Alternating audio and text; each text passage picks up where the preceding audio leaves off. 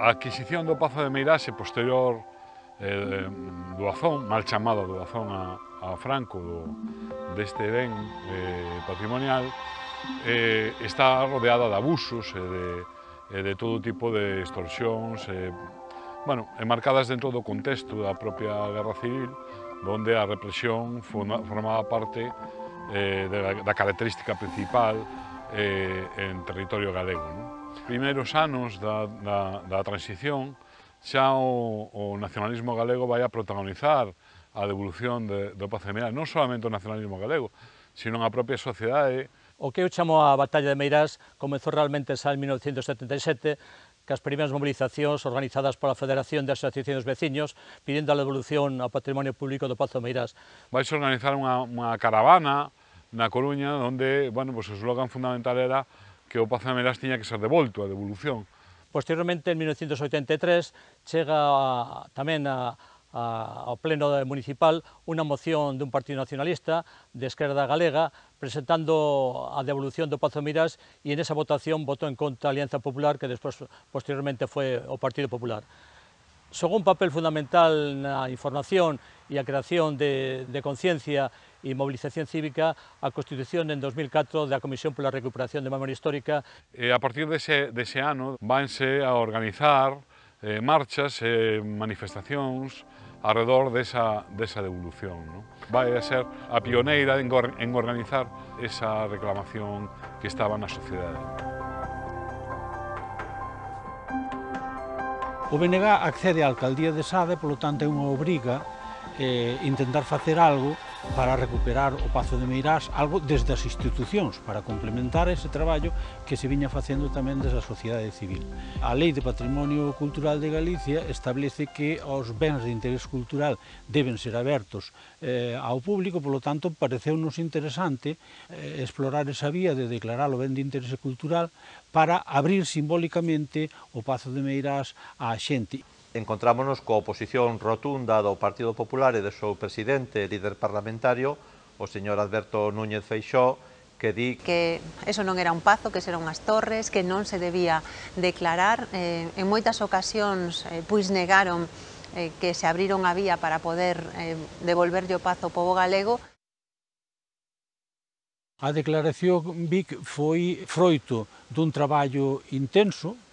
e grazas a que coincidiu que o BNG gobernou na Xunta e no Concello de Sada ao mesmo tempo. A idea da declaración do Pazo de Meirás como ben de interese cultural tiña que ver con ese simbolismo de abrir eses muros que sempre estuveron pechados non solamente ao conxunto da cidadanía, sino ás propias administracións públicas que nunca puideron entrar no Pazo de Meirás ni siquiera para catalogar os bens patrimoniais que formaban parte de toda esta propiedade. Tárdase aínda 2 anos en abrir o Pazo de Meirás, que debería ser unha obriga da familia Franco, e ábrese no 2011, cando a Xunta do Partido Popular lle concede 53.000 euros entre 2011 e 2012 á familia Franco para facer algo que tiñan que facer por lei.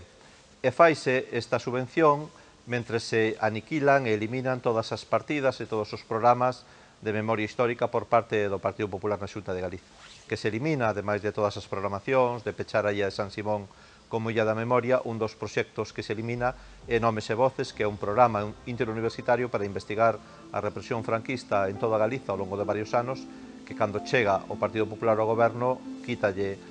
a financiación e fai que desapareza este proxecto en 2013. Meirás, un pazo, un caudillo en espolio, nace tras moitos anos de investigación,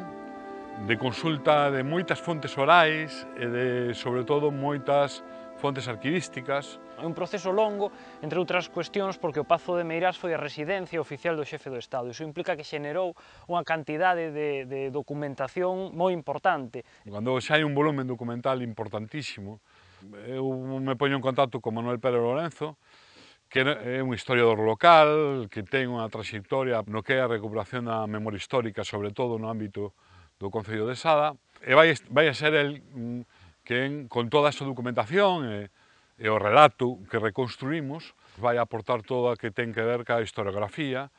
e a reconstrucción realmente dos feitos que se produciron en torno ao Pazo de Meirás desde a súa construción ao día de hoxe. Construir un relato que ven a rachar con ese relato asentado, consolidado polo franquismo e que ainda tiña pervivencia a idea de que o Pazo de Meirás fora un agasallo voluntario dos coruñeses e das coruñesas a Franco quedaba rachada. A idea de que o Pazo de Meirás fora xestionado por Franco e fora xestionado pola súa familia como unha propiedade particular quedaba desmantelada. Esa xénese de idea de publicar o traballo de Carlos Babío e Manuel Pérez Lourenzo foi unha conferencia que deron na agrupación Alexandre Bóveda na Coruña. Pareceume interesantísimo o seu traballo, o seu estudo, porque o traballo permitía comprender como a insurrección fascista do 36 liquidou na cidade da Coruña unha elite que era unha elite progresista, galeguista, e foi sustituída por unha elite parasitaria do franquismo e que pretendeu medrar o aveiro de Franco, e mesmo esclarecía aspectos da ditadura franquista non suficientemente coñecidos, como o carácter estrutural e corrupto dese réxime, escomezando por Franco e a súa familia. Comentaron que tiñan intención de publicar ese libro, pero non atopaban ningunha editorial que estivese interesada. Posiblemente porque nese traballo se desvela o papel tan relevante de figuras que mesmo foron glorificadas, como Alfonso Molina, como Pedro Barrié de la Maza, a hora de participar dese roubo. Co cal, comentei con achegados que sería moi interesante que ese traballo vise a luz e matinei na posibilidade de que asumise a edición a Fundación Galiza Sempre que presidía. Trasladei isto ao Consello Rector da Fundación, todo o mundo aplaudiu esta iniciativa e de seguido empezamos a buscar fontes de financiación. E afortunadamente conseguimos financiamento por parte da Deputación Provincial da Coruña, senón sería imposible que ese libro tivese saído. No mes de xullo, a Comisión para a Recuperación da Memoria Histórica da Coruña descubre que a Fundación Franco está xestionando o BIC Pazo de Meirás, fai unha denuncia pública o 27 de xullo e o 31 de xullo a Fundación Franco fai público un comunicado onde presume e provoca dunha maneira descarada dicindo que van utilizar o Pazo de Meirás para facer unha exaltación do franquismo e da figura do dictador. Isto pareceunos unha provocación sin precedentes. Estaba claro que a familia Franco quería afianzar o papel do Pazo como un lugar no que honrar non só a un dictador, sino tamén a súa memoria, e entendimos que era fundamental darlle unha resposta contundente. E o BNG ponse ao frente desa resposta a través de distintas iniciativas. Decidimos responder de maneira inmediata, dicindo que esa provocación non pode ser unha realidade, e convocamos o que logo vai ser a Xunta pro Devolución do Pazo o día 9 de agosto, chamando as universidades, chamando os concellos máis afectados, da Coruña e Concello de Sada, chamando tamén a persoas investigadoras de recoñecido prestixio e, como non podía ser de outra maneira, a asociacións, colectivos a prol da recuperación da memoria. O que decidimos daquela foi facer o camiño inverso. Se antes houbo unha xunta pro Pazo del Caudillo, unha xunta que se encargou a través da extorsión de conseguir ese Pazo pro Caudillo, agora a Deputación da Coruña vai ter que liderar unha xunta pro devolución do Pazo para conseguir que se recupere o Pazo para o pobo galego. Que foi quen en primeira instancia fixo o primeiro informe xurídico que habilita unha vía para que o Pazo sexa devolto, que foi ademais a vía que triunfou desde o punto de vista xurídico, na que estamos pendentes de cal vai ser a última resolución. Comezamos a traballar nese informe histórico e xurídico, un equipo que coordinaba na parte histórica Emilio Grandío e na parte xurídica Xavier Ferreira. E, a partir deses traballos, en febreiro de 2018, presentamos eses informes histórico e xurídico que foron pezas chaves fundamentais, porque neses informes danse xustamente eses puntos que logo foron utilizados pola Avogacía do Estado na defensa xustamente para intentar recuperar Meirás. E a partir de aí desátase unha campaña institucional e política e social para poñer os Franco contra as cordas e, sobre todo, para acorralar ao Partido Popular, que ao final non lle queda máis remedio tamén que poñerse do lado da maioría social do país para cuestionar a propiedade dos Franco e para abrir unha serie de vías para a recuperación do pazo. E unha vez vistos estes informes históricos e xurídicos, conseguimos no mes de marzo que houvese un pleno da Deputación onde houve un resultado histórico que foi a unanimidade a respecto de que era necesario mover ficha para conseguir demandar os Franco e conseguir recuperar Meirás. E iso fixo pois, que desde o ámbito do nacionalismo puxéramos en marcha unha resposta social, institucional e con unha medida que tivo un impacto moi forte, que foi esa ocupación simbólica do pazo. Era necesario un acto que puxese de novo no centro do debate todo o que significaba Meirás e que se insería nunha estrategia global do punto de vista de investigación, do traballo institucional, da mobilización social. Pois un grupo de activistas, dos cales fomos identificados 19 persoas, máis que ali no recinto houve moita máis xente apoiando esta acción. Que entrábamos aquel día no Pazo de Meirás, o que intentábamos era simbolizar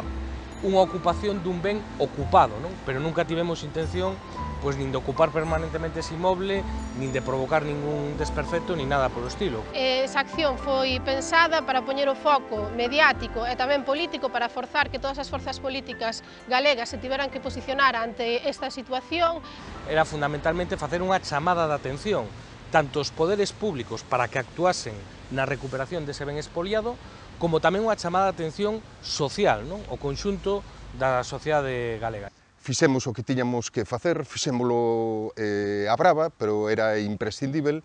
e pensamos que foi unha acción útil porque sí contribuiu poderosamente a situalo no centro do debate político, tivo un impacto mesmo internacional. Pois sentímonos orgullosas e orgullosos do que fixemos,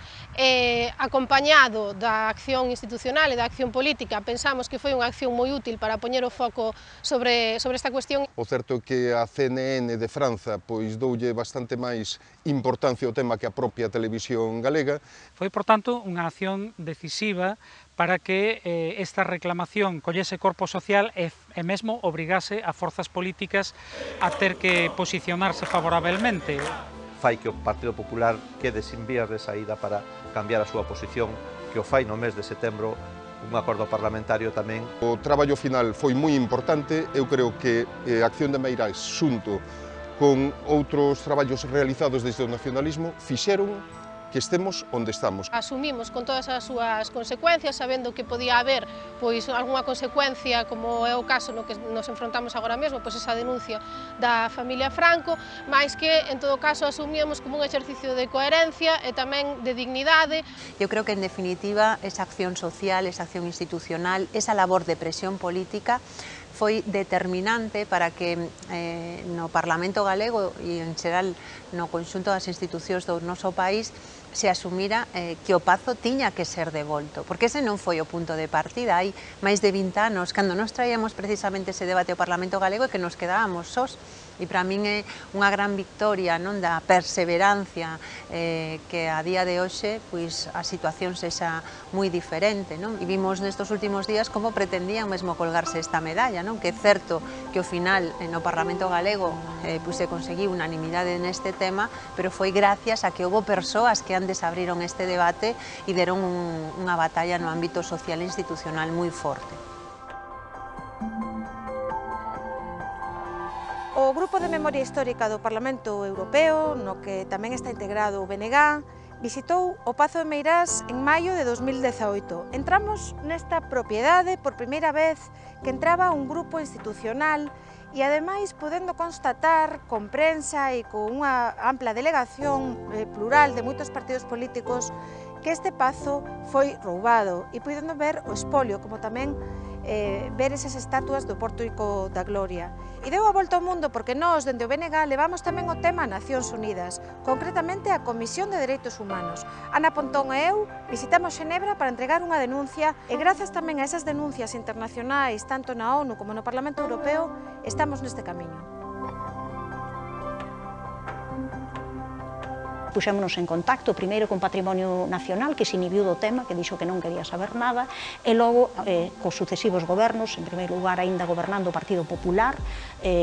con varios ministerios, que tamén dos que non tivemos resposta, e logo, finalmente, coa Dirección Xeral de Memoria Histórica, xa na etapa gobernada polo PSOE, que aínda que tardou tempo, é certo, mas conseguimos finalmente que movese ficha e presentase a demanda. A cuestión fundamental na que acordamos foi que ese volumen documental, que vamos citando no libro, se aporte a Avogacía do Estado para poder vestir o relato histórico que se intenta demostrar na demanda que posteriormente presentaría o Estado. O propio libro vai a formar parte como proba documental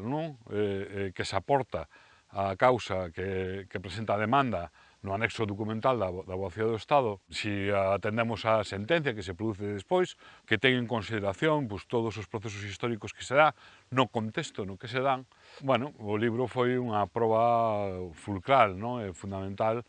Unha sentenza histórica que é un gran éxito, un gran triunfo de todo o pobo galego desa mobilización, e a xuíza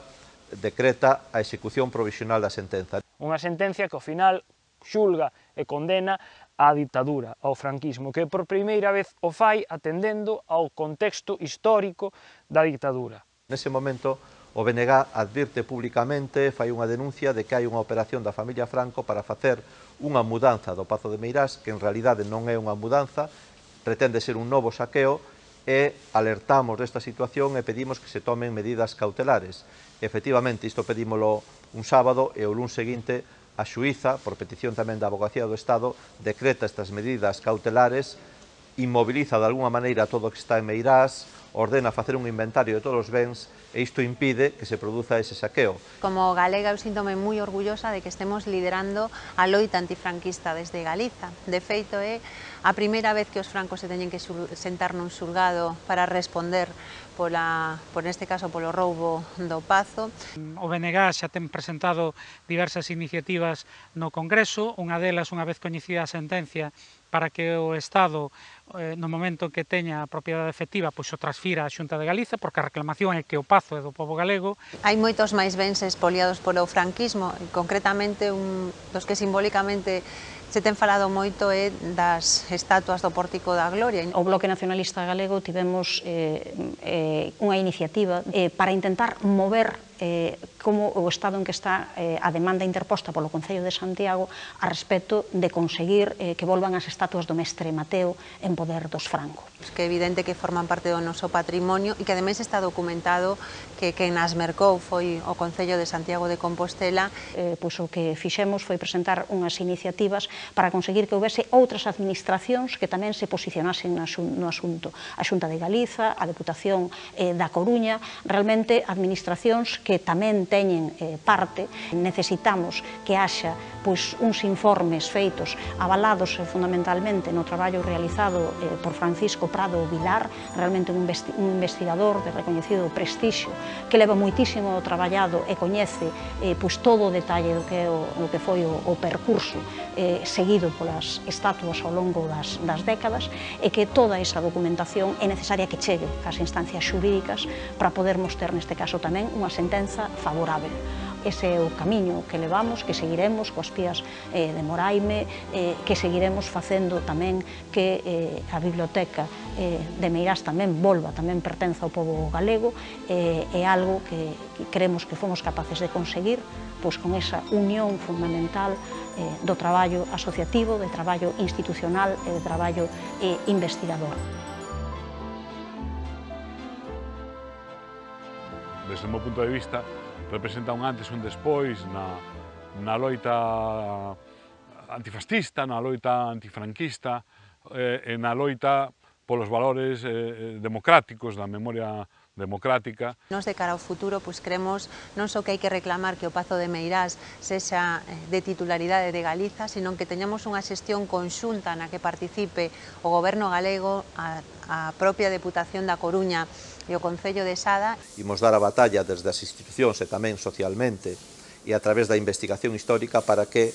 o uso central de Meirás sexa a memoria histórica e que se complemente este uso, lóxicamente, tamén os usos culturais alrededor da figura de Pardo Bazán. Eu creo que este é unha loita de moitas persoas, pero é unha loita que non estaría aí sin a aportación que fixeron asociacións de memoria histórica, historiadores e tamén a organización da que hoxe son portavoz nacional, porque lle demos voz e presenza nas institucións a este debate cando ninguén acreditaba nesta liña. Todo é necesario para conseguir poñer un punto final e poder decir en alta voz que franquismo nunca máis. Eu creo que é unha victoria democrática e onde estamos demostrando desde Galiza que podemos facer as cousas. Hai 20 anos, máis de 20 anos, cando empezamos a facer deste un tema de debate público, quizáis non pensábamos que hoxe estaríamos nesta posición cunha primeira sentenza que nos dá a razón e conseguindo derrubar todos esos muros que querían manter os privilexios da familia Franco.